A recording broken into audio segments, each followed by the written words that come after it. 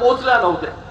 अगोदर लोकांना जे आहे हे सरकारच्या मागे, शासनाच्या मागे, कलेक्टर असेल, कमिशनर असेल, तहसीलदार, बाकी सगळे लोकांच्या मागे जावं लागायचं। रेशन कार्ड पण काढायला लागायचं, तेव्हा 10 फेऱ्या मारायला लागायचं लोकांना। साधी योजना घ्यायची असेल तरी 10 फेऱ्या मारायला लागायचं लोकांना। शिंदे साहेब जेव्हा मुख्यमंत्री झाले तेव्हा शासन आपल्या दारी ही योजना आणली आणि शासनानं लोकांच्या मागे धावायला लावलं की प्रत्येक जिल्ह्यामध्ये 2-2 लाख लाभार्थी तयार झाले पाहिजे। आणि आपल्या मागे जे आहे तलाठी, कलेक्टर, प्रांत, तहसीलदार मागे व्हायला लागले की बाबा हे लाभार्थी जे आहेत गेल्या अनेक वर्षापासून लाभार्थीची संख्या तर तेवढीच होती पण लाभार्थ्यांना काही लाभ मिळत नव्हता। या लाभार्थ्यांची संख्या असून सुद्धा शासनाच्या योजना तळागाळापर्यंत पोहोचत नव्हत्या।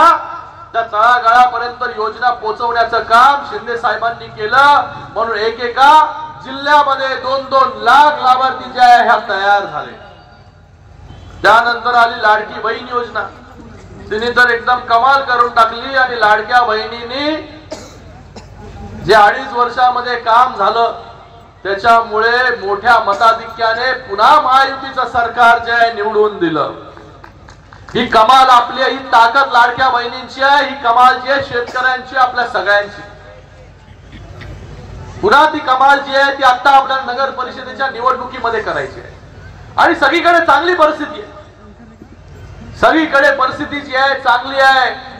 जिथे शिवसेनेची ताकद नव्हती तिथे देखील लोक, नगराध्यक्ष असेल आणि पूर्णच्या पूर्ण पॅनल जे आहेत उभे आहेत। याच्यावरून कळतं की लोकांचा वाढणारा विश्वास। आणि इथे आपल्या बरोबर राष्ट्रवादी देखील आहे। साबणे साहेब, तुम्ही नावाला राष्ट्रवादी मध्ये असाल, मनाने जे आहे शिवसैनिक आहे, कारण की शिंदे साहेबांबरोबर जे बोलतोय ते त्यांना पण पटणार, तुम्हाला पण पटणार आणि प्रत्येकाला पटणार। आणि हे जो संबंध आहे त्यांच्या बरोबरचा शिंदे साहेबांचा हे गेल्या अनेक वर्षापासून आहे। मी देखील 5 वर्ष जी साबणे साहेबांनी मागितली त्या सगळ्या गोष्टी देण्याचं काम जे आहे शिंदे साहेबांनी केलं। शिंदे साहेबांनी अजून कधी पक्ष बघितला नाही। जेव्हा मुख्यमंत्री होते तेव्हा कुठल्याही पक्षाचा नेता गेला, कुठल्याही पक्षाचा कार्यकर्ता गेला, आमदार गेला, खासदार गेला तर त्याला निधी जो आहे लगेच देण्याचं काम करत होते। म्हणून महाराष्ट्राच्या कानाकोपऱ्यामध्ये जी आहे ही कामं झाली, डेव्हलपमेंटची कामं असतील, इन्फ्रास्ट्रक्चर असेल, त्याचबरोबर वेगवेगळ्या योजना असतील। पण आता इथे आल्यानंतर कळलं या मुखेडमध्ये गेले अनेक वर्ष ज्यांची सत्ता आहे, या मुखेडचा पाडा जो आहे सगळ्या लोकांनी वाचला। मुखेडमध्ये नगर विकास खात्याच्या माध्यमाने निधी देखील आला होता पण तो देखील मला वाटतं थांबवण्याचं काम केलं। मला सगळ्यांना सांगायचं निधी येऊ द्या, काम होऊ द्या, निधी थांबवायची गरज काय? तुम्हाला निधी पाहिजे तर अजून निधी जो आहे शिंदे साहेब 100% जो आहे नगर विकास खात्याच्या माध्यमाने दिल्याशिवाय राहणार नाही। कधी जात पात नाही, धर्म नाही, कोणाचा कुठला पक्ष आहे हे पाहिलं नाही, सगळ्यांना जो आहे निधी देण्याचं काम केलं। मुख्यमंत्री आरोग्य योजनेमधून जेव्हा फक्त 2.5 कोटी 2.5 वर्षामध्ये मिळाले होते, शिंदे साहेबांच्या कालावधीमध्ये 450 कोटी रुपयाच्या मुख्यमंत्री सहायता निधीमधून मिळाला। हा देखील एक मोठा रेकॉर्ड आहे। या नगरपालिकेमध्ये हद्दवाढीचा विषय असेल, मगाशी इथे सांगितलं की बजरंगवाडीची परिस्थिती काय आहे, हद्दवाढी झाली न झाल्यामुळे। ही हद्दवाढीचा जो विषय आहे पूर्ण महाराष्ट्राचा आहे आणि आपल्या या मुखेडचा देखील आहे। मी आपल्याला एवढंच सांगेन की या हद्दवाढीवरती सरकारच्या माध्यमाने काम चालू आहे। लवकरच पूर्ण महाराष्ट्रामध्ये जिथे जिथे हद्दवाढ झाली नाही तिथे तिथे जी आहे हद्दवाढ लवकरात लवकर होणार आहे। त्याचबरोबर अंडरग्राउंड ड्रेनेज असेल, पाण्याचा विषय असेल, तिथे म्हणतात घंटा गाडी पण नाही, कचऱ्याचा प्रश्न आहे, MIDCचा विषय आहे, लोकांना रोजगार मिळाला पाहिजे। मला आठवतं गेल्या वेळेस बिलोलीला आलो होतो, विजयजी गेल्या वेळेस बिलोलीला जेव्हा आलो होतो तेव्हा MIDC होणार तिथे आपण बोललो होतो आणि त्यानंतर MIDC त्या ठिकाणी झाली आणि आता सर्वे देखील झाला मंजूर होऊन, आता मोजणी झाली आणि लवकरात आता लवकर तिथे MIDC सुरू होईल। मी आपल्याला देखील ते सांगण्यासाठी आलोय की MIDC म्हणजे उद्योग मंत्री देखील शिवसेनेचे आहेत उदय सामंतजी, आणि या सरकारमध्ये रेकॉर्ड MIDC मंजूर करण्याचं काम केलं. या मुखेड मध्ये देखील जे आहे MIDC आपण घेऊन येऊ, जेणेकरून मोठ्या प्रमाणामध्ये इथे रोजगार निर्मिती होईल. आम्ही असं जे पोकळ आश्वासन देण्यासाठी मी इथे आलो नाही. कोणाला जे पोकळ आश्वासन आम्ही देत नाही, शिंदे साहेब पण देत नाही. शिंदे साहेब जे होणार आहेत तेच बोलतात आणि त्याचंच वचन देतात. आमचं हे आश्वासन नाही, आमचं वचन आहे. आता मी हदगाव मध्ये होतो. हदगाव मध्ये हेमंत पाटीलची ती आजी आली. एक आजी होती, त्या आजीला आम्ही 2.5-3 वर्षापूर्वी कुठे भेटलो होतो तुमच्या मतदारसंघामध्ये, भाणेगावला पुलाचं नावाचा भूमिपूजन होतं, तेव्हा मी गेलो होतो. तेव्हा एक आजी आली. त्या आजीने मला सांगितलं की मला राहायला घर नाही, मी जी आहे बेघर आहे.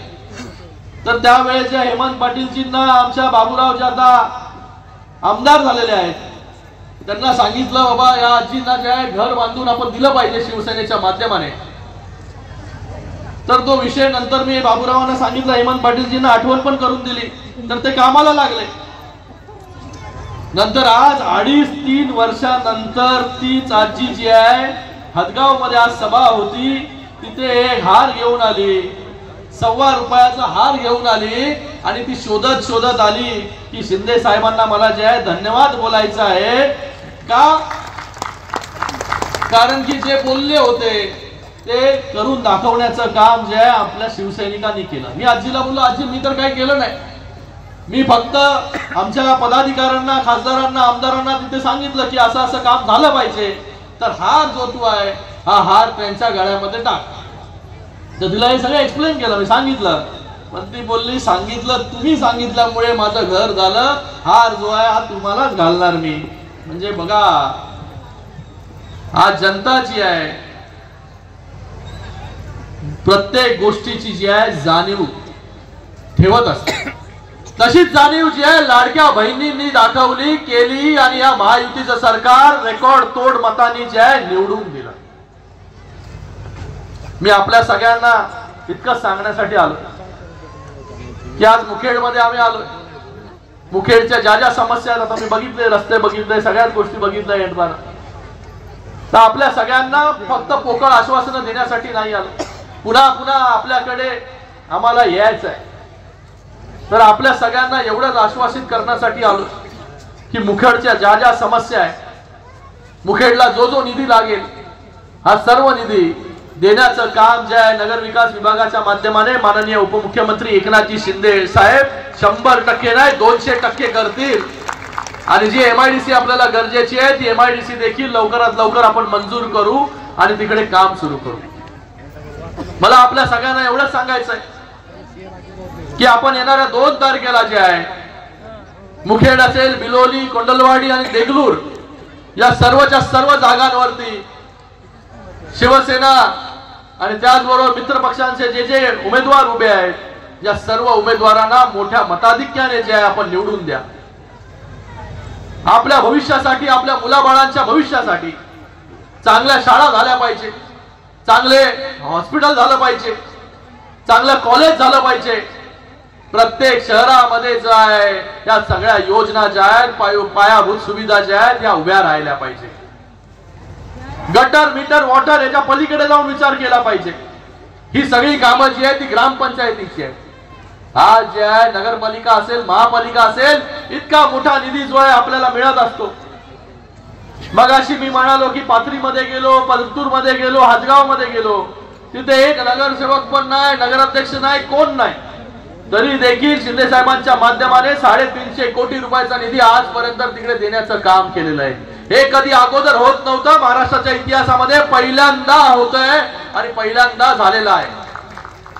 आणि इथे देखील येणाऱ्या काळामध्ये चांगलं काम आम्हाला करायचंय. म्हणून एकदा विचार जो आहे तो आपला बदला. इतके वर्ष आपण एकाच परिवाराच्या हाती जे आहे सत्ता दिलेली आहे, एकदा आपला विचार बदला, एकदा आपला निर्णय बदला आणि आपण बघा हे मुखेड कशा प्रकारे बदलण्याचं काम जे आहे ते आम्ही या ठिकाणी करू एवढंच या प्रसंगी सांगतो। पुन्हा एकदा एवढ्या मोठ्या संख्येमध्ये आपण सगळे लोक इकडे उपस्थित झालात त्याबद्दल आपल्या सगळ्यांचे खूप खूप धन्यवाद। जय हिंद, जय महाराष्ट्र।